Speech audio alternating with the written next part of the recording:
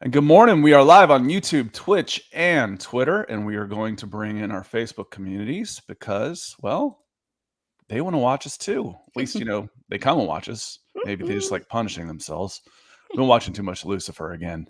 The show on Netflix, one of my favorite shows.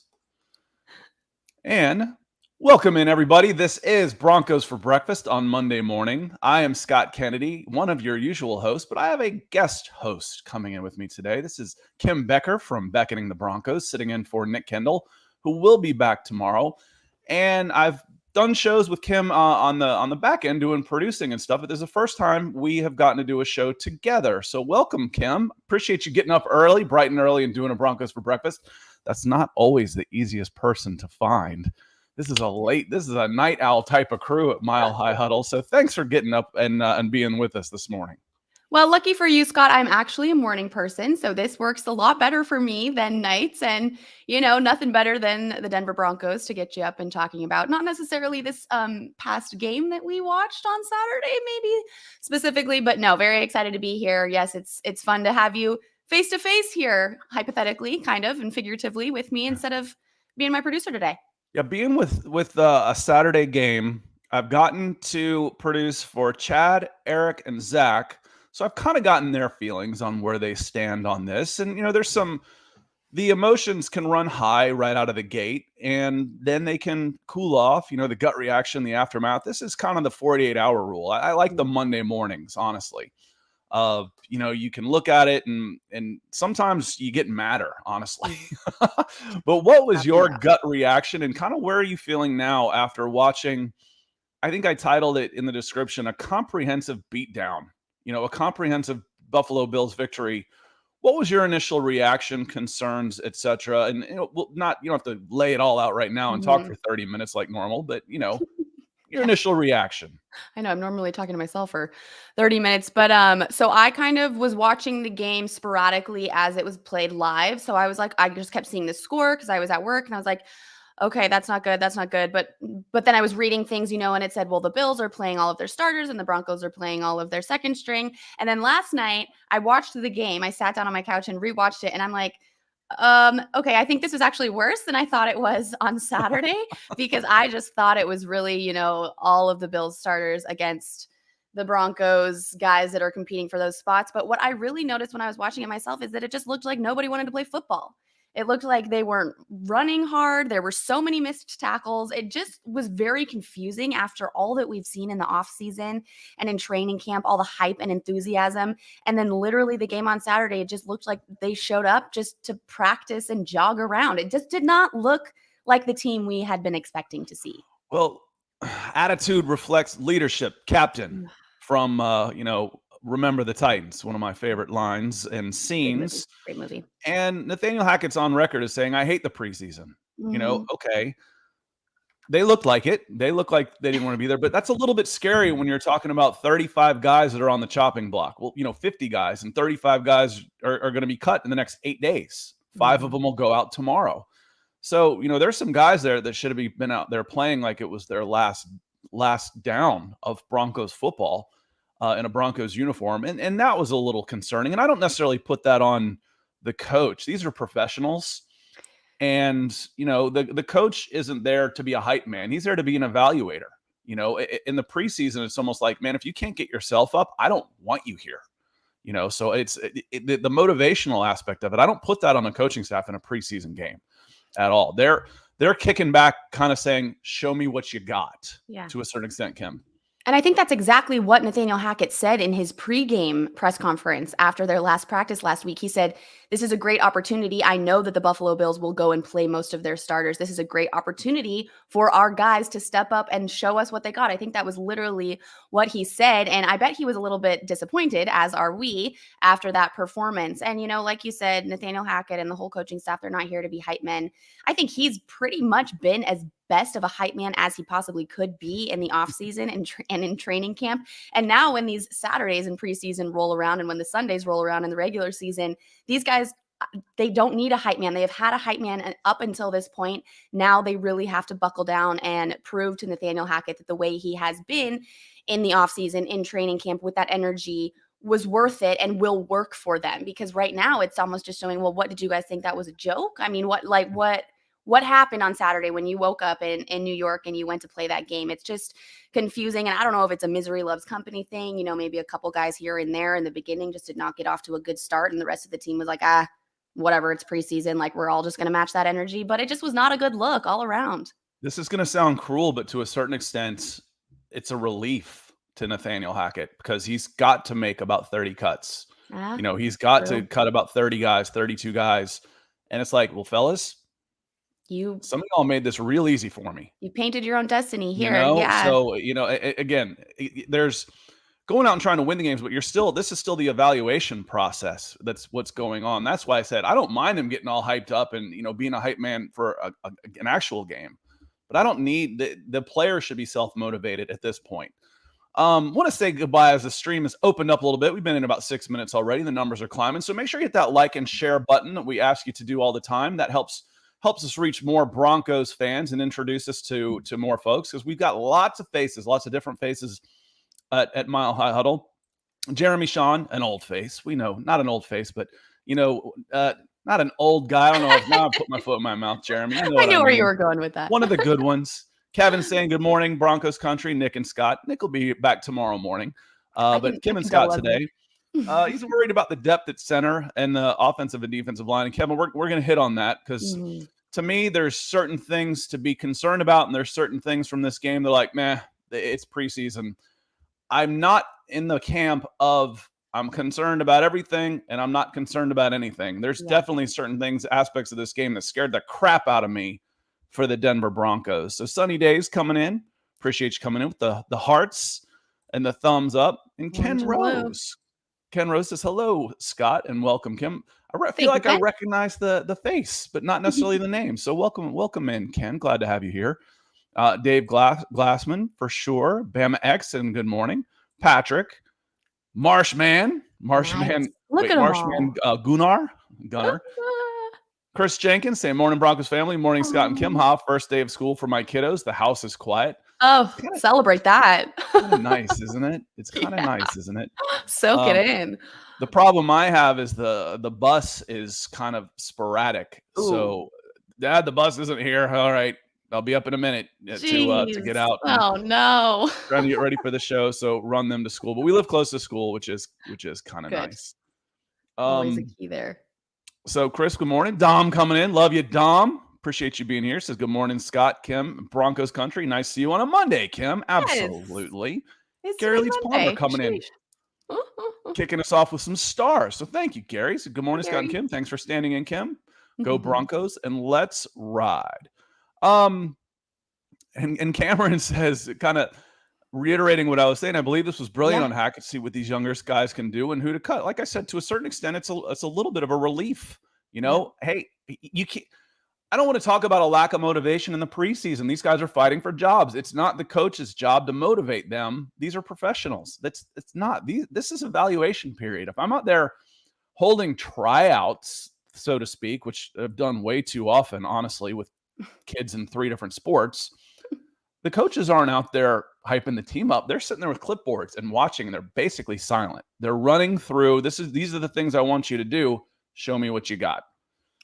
They had weeks and weeks of motivating them, and of trying to make it look like, yes, this is the place that you want to be, fight for this spot. Look at the leaders that we've got on this team. Maybe they weren't out on the field, the big ones on Saturday, and Russell Wilson and Justin Simmons and Kareem Jackson and everybody else, but they know that they're still on the sidelines watching. And also, I would just think as a teammate and as a player, you would want to go out and give your best performance for those guys watching.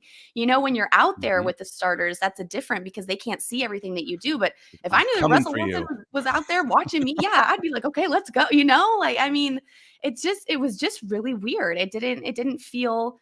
It felt like they forgot there was a game almost. Like, it just was weird. And, with Nathaniel Hackett, he did say, of course, and we all could have assumed this, that he's not the personality that likes to cut guys. Of course, no one really does, but he said that was really tough doing that the first go when he had to cut down the 5 as, the first time as the head coach. But I mean, I still think that this is probably going to be hard for him because he's relieved to an extent, sure, but I think he's probably disappointed in some of these guys Of because he probably course. already had an idea in his head of Yeah. who maybe was going to get that cut, and maybe he said, okay, if this person steps up, and then if they didn't, it's just he's done everything that he can to get these guys to want the spot, to go out there and give 100%, and then to see that, you're just probably like, did I go wrong? That's always your first assumption when something happens, when you're a leader of a group like that. What did I do? What happened? And so he probably beat himself up a little bit first, which you don't want to see right now. And it'll be very interesting to see how this next game goes, to see if any of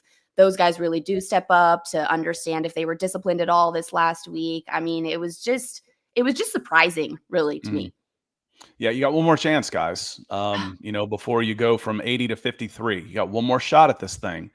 Want to get into some of the things. Again, there's a little bit of a narrative of, and I posted on there, that on Twitter during the game, I'm like, the Bills are making this look really easy. And when you can get 10 yards a snap right up the gut on every running play, it is easy. Yeah. It is easy. One of the immediate responses, well, what do you expect when they're playing their starters against our threes? No, that's not how it happened. And I actually broke down some numbers to debunk that myth that we'll get into in a minute. But Miguel comes in, he says, good morning, guys. Are you worried about the defense?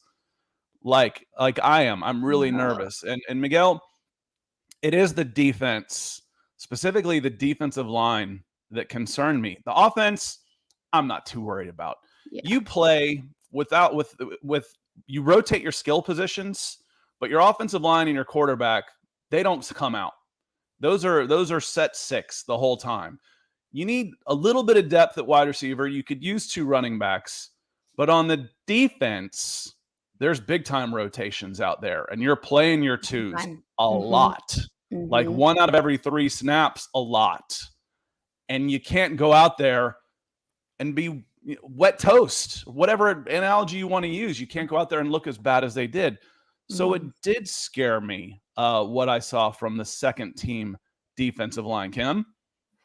Well, and like you said, I know you did some research, and I'm a little bit scared, but also intrigued by that, to hear what you found. But yes, everyone has to be prepared. It is such a big rotation when it comes to the defensive line because these guys exert so much energy. They cannot play every single rep, and we don't want them to, because that would be just as bad as throwing in the 2s and 3s. Not necessarily that that's bad, but just meaning that, you have to be able to have depth, and these guys have to be focused. I think that's something that I noticed during the game also, is that when they were rotating, it's almost like the guys that were coming onto the field, they didn't even know what was going on. It's like they weren't paying attention even on the sidelines.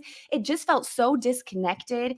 And so, yes, after that performance, Miguel, I agree with you. I am really nervous just based off of that performance. Looking back to the Cowboys game, it didn't seem like it was that much of a concern in that game. So I don't know if it was maybe just the practice that they had with the Cowboys right before, so they kind of could anticipate a little bit more, as kind of something that I thought of. But I am nervous. Again, I mean, we were obviously not playing a lot of our key defensive players against the Bills. So there is that tiny little sliver of like, okay, but however, all in all, after that performance, yeah, I am pretty nervous as well.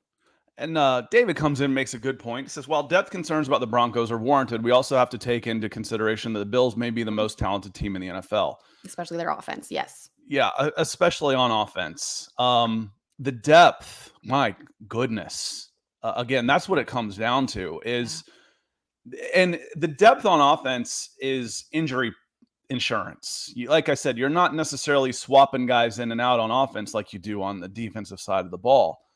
But yeah, their offensive depth. But again, what's scary for other teams that have to face the Bills, and the Denver Broncos are hoping to be one of those teams that hope to lock horns with the Bills in the playoffs, is Shaq Lawson was a destroyer out there. He's listed 3rd team. He's listed 3rd team for them. I've done some appearances with our one of our colleagues at the Buffalo Bills, and I popped in on their chat after the game yesterday, and they're talking about, who do we keep? Who do we cut? They said they might keep 9 defensive linemen. They run a 4-3, so they've got Okay. 2 ends and 2 defensive tackles. So they've got, 2 plus 1 for every position. Jeez. They've got 4, 12, 16 defensive linemen right now. Oh And a my lot of them gosh. played, A so when very we're talking about what do we do, and we'll get into that, what do we do? Who do we add? You I'm gonna be watching the Buffalo Bills cut list. I promise you that, because you can't keep all those guys on the practice squad either. There's gonna be 4 or 5 guys come off the Bills that could be plugged into starting rotations, come game 1. So, yes, David, this is a very good point. The Bills are a measuring stick, and right now the Broncos, as far as the depth goes, didn't measure up. And, it is good for the Denver Broncos to play a team like the Bills right now in preseason. I know the score doesn't matter. At the end of the day, the outcome doesn't really matter. What matters is just the performance and the product that we saw. However, now they know the caliber of a team that will be playing in the AFC Championship game, most likely, or at least in the playoffs. So now they can understand that they really do have to step up if that's actually what they want. We've heard so many of these players on the Broncos say it's Super Bowl or bust, it's playoffs or bust. Well, if they really mean that, this is the caliber of team that you're going to have to play. Probably that's only half of what they will be come, 18 weeks from now. So, I think it's good for them to see firsthand. It's good for them to understand. I'm sure they were not feeling well in the locker room after that game. And, knowing that the Bills are having a very different conversation with the guys that they have to cut and deciding than Nathaniel Hackett and the front office here in Denver are having, it's a wake-up call. It really is. And, I hate to say it, but I'm kind of glad it happened. I'm very glad it happened in the preseason, but I'm glad it happened now with some of our starters on the sideline, because now they can kind of step up into the locker room and be like, what just happened? What are you guys doing? What do we have to do? And I think this week of practice is going to be, a lot more cracked down, and it's going to be a lot more serious. But the coaching staff also gets to see what they're going up against. That was something I touched on Beckoning the Broncos a few weeks ago, is that this coaching staff has also never coached together. And I think that's such a strong component. So now that they have seen what it's like to go up against a team that is so strong, and knowing that that team, that the Bills are going to have to cut a lot of their good players, I'm sure that they can evaluate them as well and then understand. So maybe it's good to play a team at the caliber that the Bills have now, knowing that there are some cuts and some ads that are going to be made, and the coaches can get a lot out of this as well. Yeah, learning what it's going to be like. What I would have learned from this before anything else, when you troubleshoot something, you go to what is the first thing. If this doesn't work, nothing's going to work, type of thing. It's like, well, the refrigerator's not working. Well, is it getting power? Is it plugged in? Okay, well, it's plugged in. Well, is the socket getting power? We check those things before we get to, okay, yeah, it's out of Freon. Whatever. You have to work your way through. Does the lawnmower have gas in it? Ask Sling Blade, old movie. You probably haven't even seen that one, Kim. No, it ain't got no gas in it. It ain't going to work if you don't have any gas in it. So I'm not going to panic about the linebacker play, because the interior defensive line play was so bad in that game. You can't get a firm grasp on what is going on behind them. Again, if you're able to get 10 yards right off the bat, not any pressure up the middle, easy run game, it's like, oh, they played their starters the whole game. Well, did they?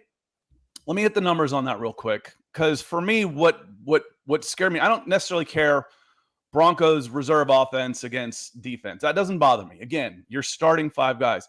That said, Quinn Minor started and Calvin Anderson did start. Those could be 2 starters come week 1, but you need all 5 of your linemen to get an idea. Even one chink in that armor can ruin a play on offense. But the first team, guys listed on the first team for the Denver Broncos, they played 95 snaps. The offensive line played the first 2 series. They played 10 snaps each. Obviously, both touchdowns. Guys listed on the second team played 219 snaps to the 95. Guys listed on the third team played 253 snaps to the 95. Oh my gosh. And guys listed on the fourth team played 94 snaps to the 95. So saying that this was 1s versus 3s is lazy. That's a lazy comparison. What I learned, I can't count on McTelvin Ajim to come in and give me quality minutes in the interior line. That's what I learned. I learned I need more than Mike Purcell coming in and clogging up the line. I need more than DJ Jones coming back. And if I'm going to run a 4-3, is our Draymond and Deshaun and DJ going to be enough in the middle if I'm going to have two interior linemen? That's what worried me because, well, it's the twos. He's a backup for a reason. Again, backup defensive linemen play a lot. And if it's an automatic touchdown when you're reserve defensive lineman and your second team offensive lineman, you're going to lose. These are fine margins in the NFL. You need those guys to come in and be able to get stops.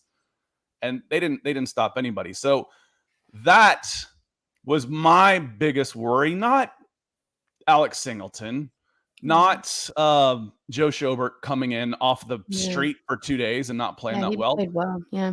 The interior defensive line did a terrible job of keeping the linebackers clean. Yeah.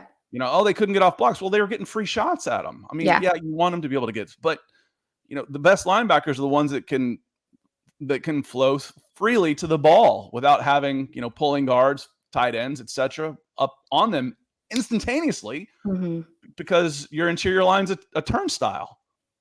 I mean, I wish I could be a fly on the wall listening to the defense this week because, as you said, if that defensive line isn't staying put and doing their job, then of course you're going to have missed tackle after missed tackle. And that's exactly what we saw on Saturday. I mean, it just seemed like the linebackers were kind of expecting something else from the guys in front of them. And then it didn't happen. And then they had to kind of step it up, 100% more than what they were expecting to do. And I think that's going to be really telling maybe to understand how that relationship goes from here on out, from really the linebackers to the defensive line. Are they going to be, kind of blaming them, or are they going to step up as leaders and just say, okay, no, we're just going to focus a little bit more and make sure that we can see those gaps. But overall, it is extremely concerning to know that we did have that many playing against the Bills' fourth.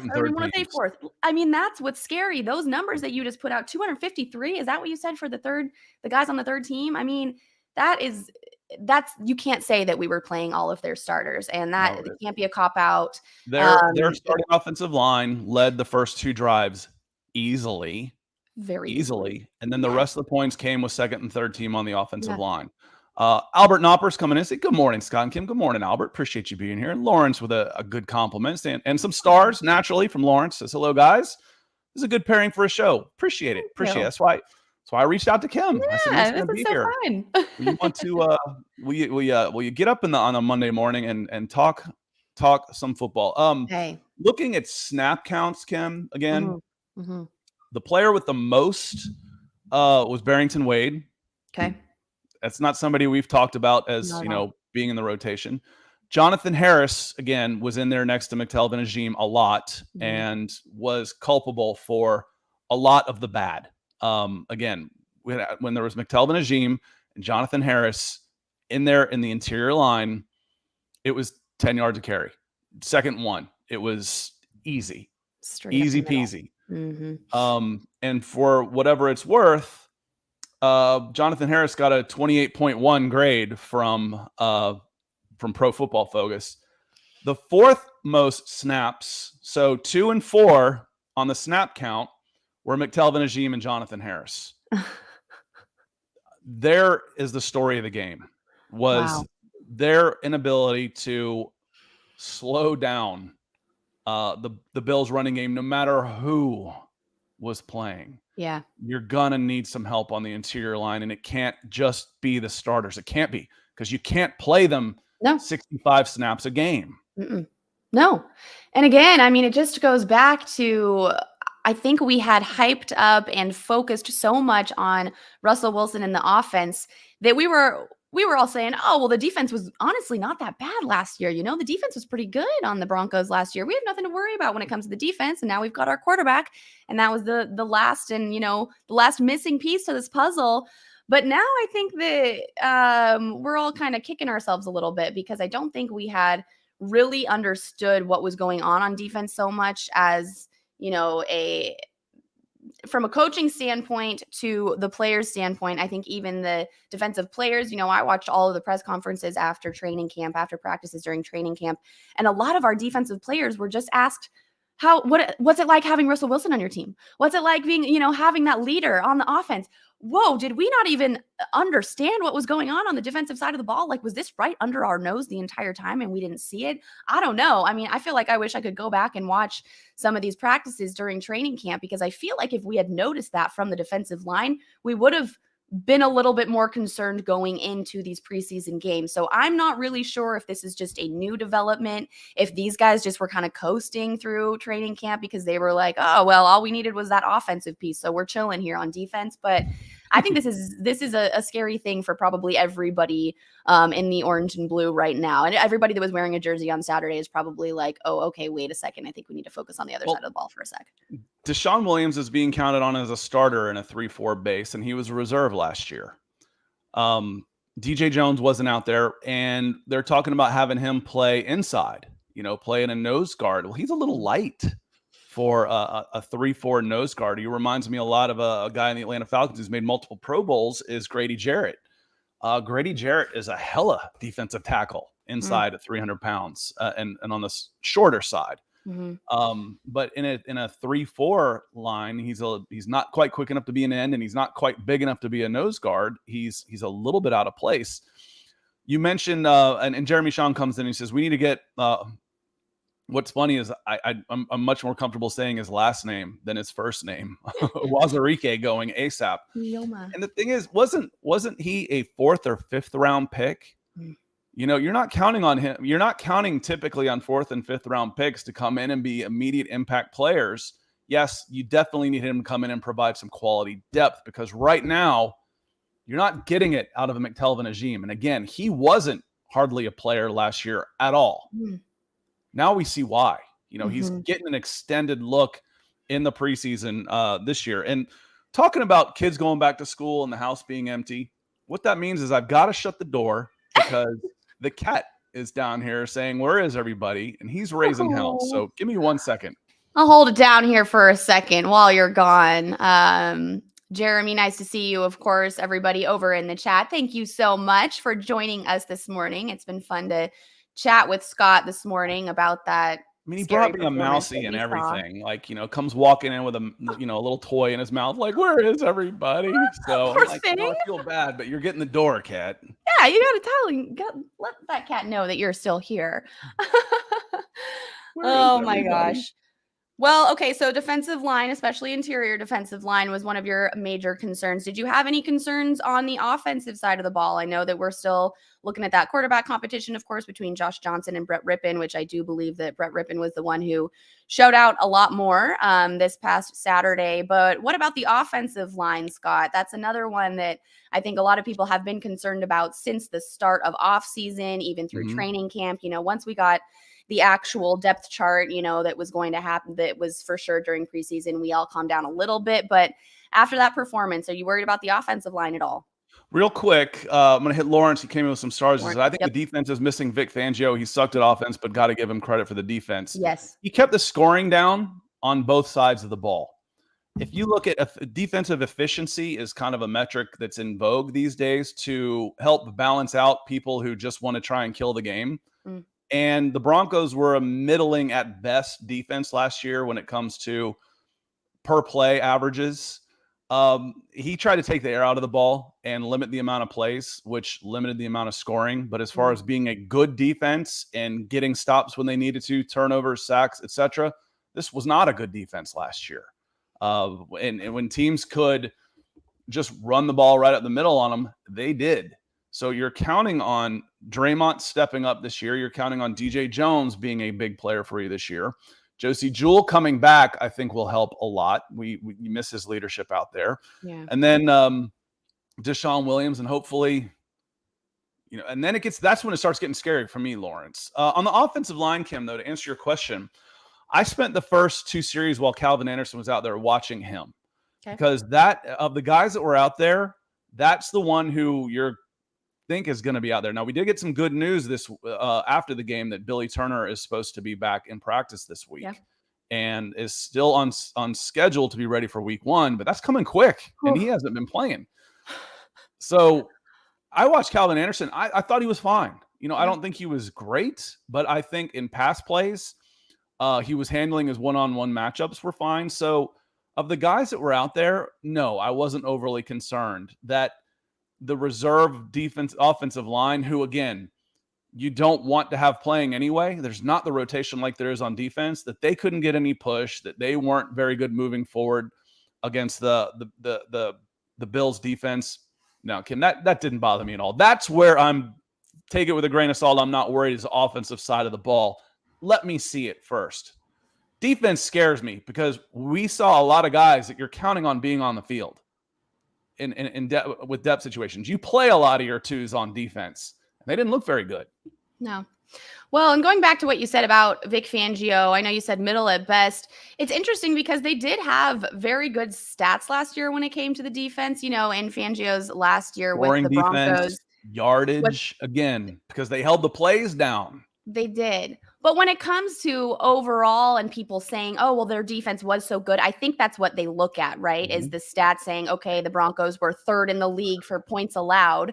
They were top 10 for a lot of other defensive stats. But when you really break it down, like you said, and say, okay, but look at what they did versus what they need to do to get the wins, because that's not what they were getting, then you can turn it around and you can really understand that maybe this defense was not up to the level that we were understanding, or that not all of us, but some people were, really saying, oh, all we needed was that quarterback. Our defense was so good.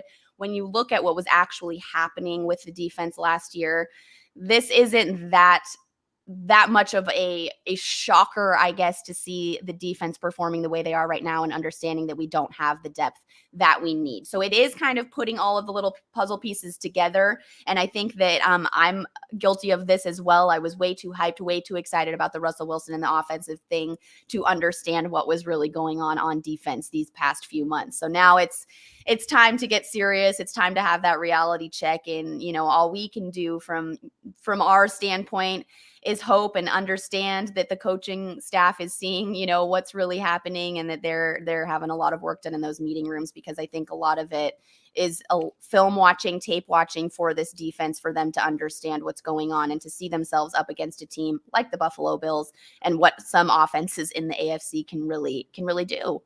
And good morning to Mark Schrader. Welcome in. Appreciate you being here. And Kim, I just went and looked it up real quick. Team rankings. Let me see what it is. I'll give them a shout out. Teamrankings.com is they charted plays against, and they included the entire season, the last 3 games, and the last one. So going into the last 3 games of the season, which were the 3 games that Drew Lock started, the Broncos had the fewest offensive plays run against them in the NFL. Oof. Okay. So keeping the score down, that's part of it. So it was overall for the whole season, it was 61.1. For the season, the Chicago Bears led at 59.4. Now, it either means you're limiting the possessions, which is good. But the flip side of that is, let me see real quick. Most plays per game is the Broncos were 26th at 60.9. And with Drew Lock, they only ran 50 plays per game. So that's where it switched. With Drew Lock, those last 3 games, they gave up 71 plays instead of like 58, and they only ran 50 plays per game instead of 63. So, again, it was, if you watch basketball at all, this was 2 half-court offenses going at each other, walking up, using all of the shot clock and scoring. It's like, oh, we had the best defense in the league. Well, no, you didn't, because they scored every time they had the ball. It just took longer. Exactly. And when it comes to defense, what's the number one thing that you have to do on defense to score and to win games? Take the ball away. Yeah. And they had 18 takeaways. That was tied for 6th fewest last year. So, that's a big thing right now. You look at the teams that did make it into the playoffs, they look at how many takeaways that defense had. So, yes, when you can talk about possessions and plays and whatnot, but when you're out there, you want to take that ball away and get the offense back on the field there. So that's something that it kind of goes to show another just breakdown there of what was happening with the defense. That's not something that takeaways is not nearly enough. Ken Wanless I'm not going to read the whole thing, but has a good comment on Facebook on here. It's just not a single good team had a problem scoring when they had to. And that's what it boils down to. I kind of think of, you asked me about quarterbacks, who do you think the best quarterback? It's the one I went with the ball in his hands, down 4 points in the 4th quarter with 2 minutes to go. That, to me, that's the best quarterback. And for me, the defense is, what defense do I want on the field in that situation? That's the best defense. So I agree with you, Ken. That was a very good comment. Let me see. Lawrence has come in with some stars too, and he says, I think before all we needed was a quarterback, but I think we switched way too much this offseason to be able to continue that success we had. Continue. You haven't been in the playoffs in 6 years, Lawrence. You haven't had success. And I think you probably mean on the defensive side of the ball. But again, as we just went through, you weren't that good on defense either. It was a mirage. It's like, yeah, we kept the scoring down, but it was phony. It wasn't really, you weren't keeping the scoring down because you were getting a bunch of 3 and outs. You were keeping the scoring down because you were getting lots of long, sustained scoring drives, and then you might get a first down, and there were no explosive plays on the offensive side of the ball either. So when you were able to move the ball, they were longer, slow drives. It was a bend and then eventually break type of defense. Usually, even if you were kicking a field goal, when you weren't scoring, the other team might have an 8-play, 6-minute drive that ended up in 3 points, but 6 of those, you lost. You lose the game. So there wasn't success. No. What I've guaranteed on here, Lawrence, is this team's going to be more fun to watch. Yes. You're going to have more explosive plays on offense, more takeaways on defense. You're not going to see him get gashed up the middle every single freaking series like you did against the Buffalo Bills. But what we did see was that needs to be addressed, Kim. Well, and another big component on that defensive ball is when you can stop your opponent in the red zone. And guess what? We were ranked last year as the NFL team that can stop their opponent in the red zone out of all 32 teams. We were second. So as of the fact that we could not stop them in the red zone. So I think that it's that red zone defense too. It's when it matters, like you said, like Lawrence said, they could score. The other teams could score. I'm sorry. This was Ken. Other teams could score when they needed to. And when the defense was out there and they needed to stop it on the Broncos, they couldn't. So I think that it's all just kind of being broken down in front of us with this last performance. But Scott, I'm curious because you and I didn't get to speak last season about the Denver Broncos. Were you a Vic Fangio fan overall, or are you pretty much with the majority of Denver fans and you were ready to get rid of him? Well, last year was my first year really being involved with the Denver Broncos. So I came in with a fresh outlook on life. I was surprised that he was retained at all. Coming off 2 bad seasons with a new general manager, you're gone. Yeah. I mean, a new general manager wants to bring in his own guy. So I was surprised that he was brought in at all. And then I've said it on here a zillion times. I feel like it feels weird chiding a guy who's 15 years older than you, in that neighborhood and in his 60s for being immature. And he acted like a 25-year-old insecure child half the time that he was out there. So he may be a good defensive guy doing what he could with what he had to keep that scoring down. That's how he felt. And he did. This is what he set out to do. He did. I'm not saying he's not a good defensive coach. I'm saying the Broncos weren't necessarily a top 5 defense last year. They were more middle of the road, but he was not a manager. He was not a manager of the team. When you think of baseball, they don't call him the head coach. They call him the manager. Yeah. It's man management, both sides of the ball, getting the best out of your players.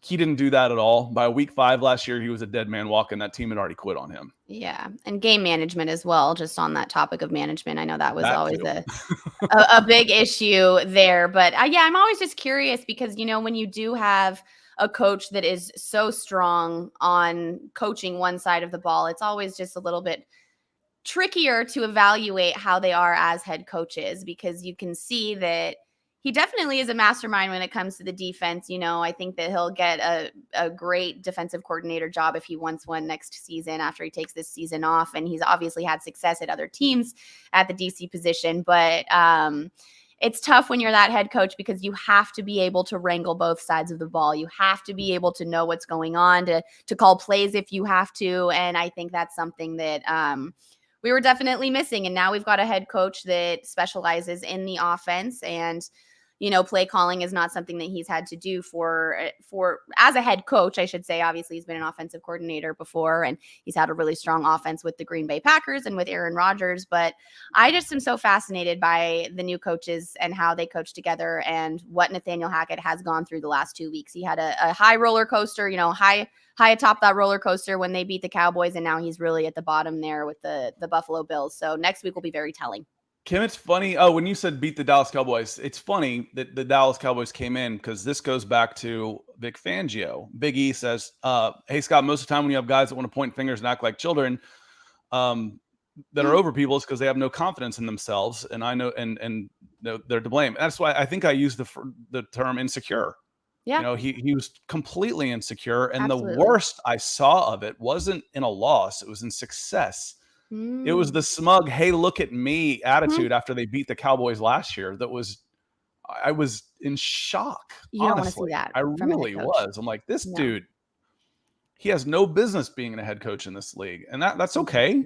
Is it the old Peter principle? You get, promoted just above where you should be until you finally settle back in. Let him be a defensive mastermind. They like the X's and O's.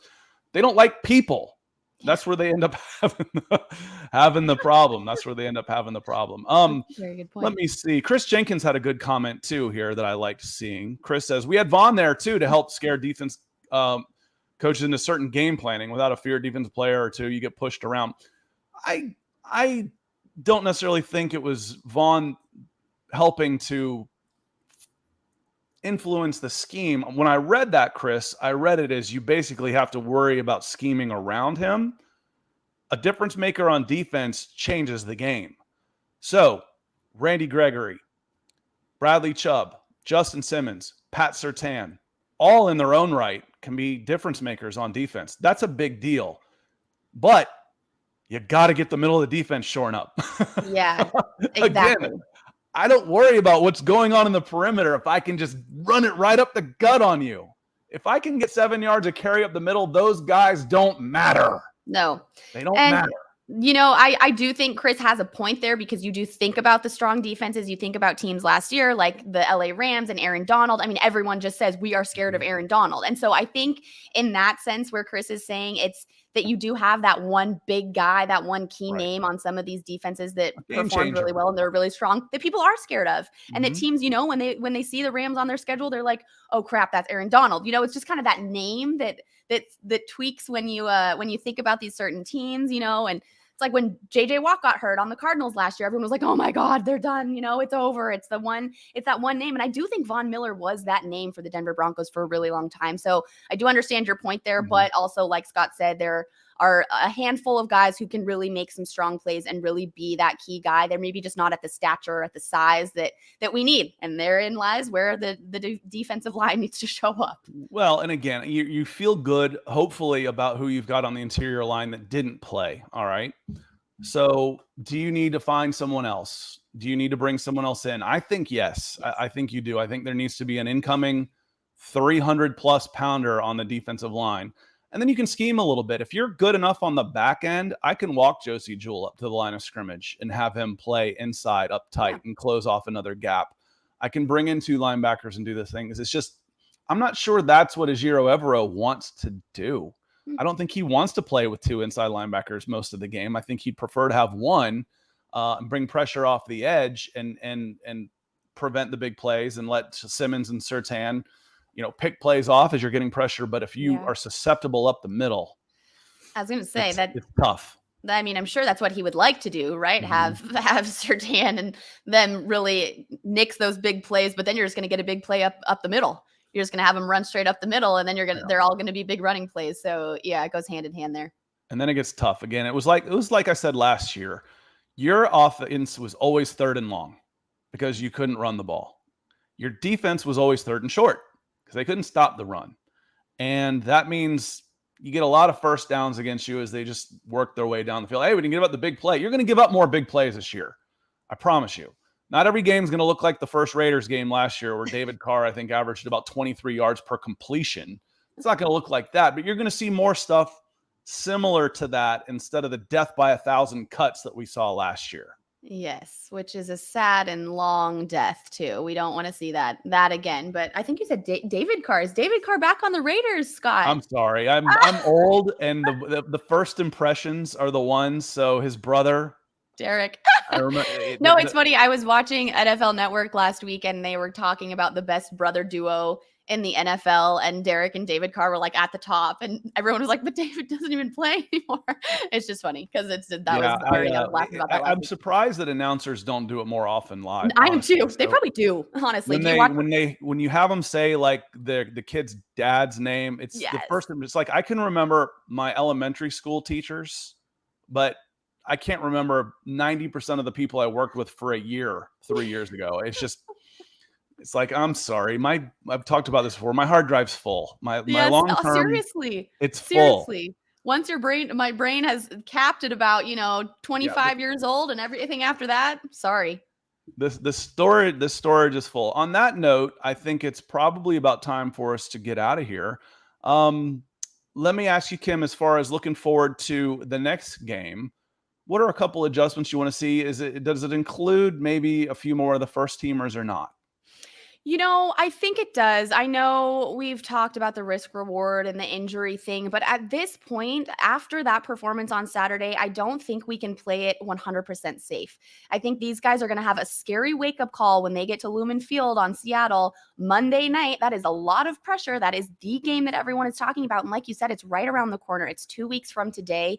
And I'm just a little bit nervous after that performance that if we keep all of our big guys off, I think they need to get out there and get their feet underneath them a little bit. So I do hope to see Nathaniel Hackett put in a couple more starters, maybe not necessarily Russell Wilson, but a couple of guys on defense to get these guys going, because I think having that leadership right out there, right next to these guys might kind of light a fire under there, what. So I do hope to see that a little bit on defense. I hope to see a little bit more of the product that we will actually see in Seattle on that Monday night, because I'm just nervous that they're going to get out there and it's going to be a scary reality check. And I don't know if all of you saw what Drew Lock said in one of his press conferences, but he said, I'm out here working. I just don't have to put it on social media. And I think that was a direct shot to Russell Wilson and to what the Denver Broncos have been doing. And that scares me too, because when people are working, when you're not watching, you never know what's going to happen. And maybe I think that offense probably has some things they're saying about Russell Wilson and about the Broncos too. So I just think it's going to be a big reality check.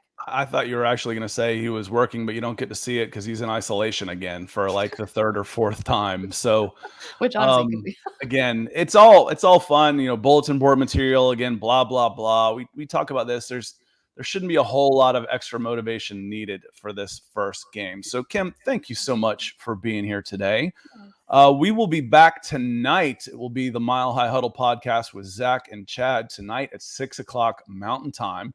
And then Nick and I will be back at 7:30 a.m. Mountain Time for Broncos for breakfast. Appreciate everybody being here, our Super Chat superstars, and all of our contributions, and all of our contributors during the chat. Check out huddleuppod.com for your merch. I have already gotten on Chad because my Broncos for breakfast mug isn't there anymore, so we will get that fixed.